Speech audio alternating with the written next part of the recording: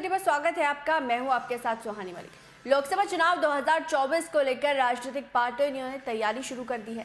गठबंधन बनाने और एक नए जो दलों को अपने पाले में लाने के लिए पार्टी कोशिश कर रही है। फिलहाल एनडीए और इंडिया गठबंधन में साफ मुकाबला है। ऐसे में बसपा ने साफ कर दिया कि वो गठबंधन का हिस्सा नहीं बनेगी और वो लोकसभा का चुनाव अकेले लड़ेगी।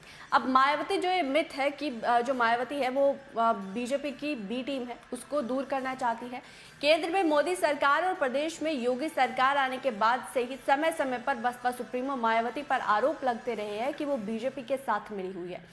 कभी बसपा के साथ गठबंधन में रही सपा की तरफ से भी ये आरोप लगाया गया कि बसपा सुप्रीमो ईडी और सीबीआई के डर से बीजेपी से मिली हुई है। वहीं बीजेपी नेताओं का मानना है कि बसपा के अकेले चुनाव लड़ने पर विधानसभा चुनाव जैसी उनकी स्थिति हो सकती है।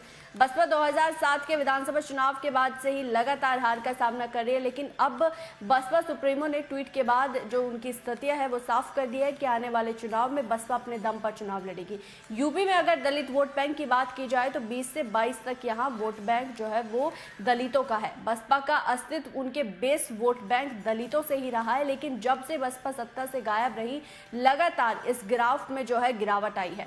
इस ग्राफ को सही करने के लिए बसपा सुप्रीमो ने समय समय पर एक्सपेरिमेंट भी किए, लेकिन उनका जो बेहतर नतीजा है वो सामने नहीं आ पाया।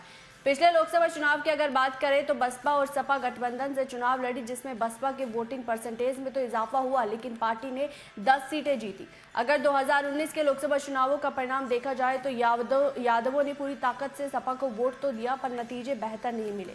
ऐसे में बसपा बार बार ये संदेश दे रही है कि यदि दलित मुस्लिम एक हो जाए तो बीजेपी को रोका जा सकता है।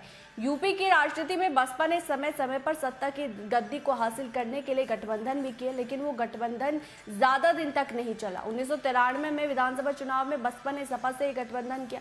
उसके बाद 1995 में गेस्ट हाउस कांड हुआ, उसके बाद गठबंधन जो टूट गया।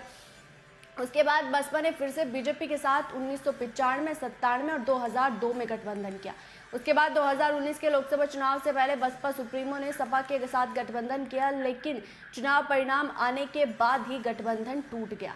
अब जब 24 का लोकसभा चुनाव करीब है तो तब बसपा सुप्रीमो ने यह साफ कर दिया कि वो अकेले अपने दम पर बिना किसी से कंधा लड़ाए अकेले बीजेपी को टक्कर देगी।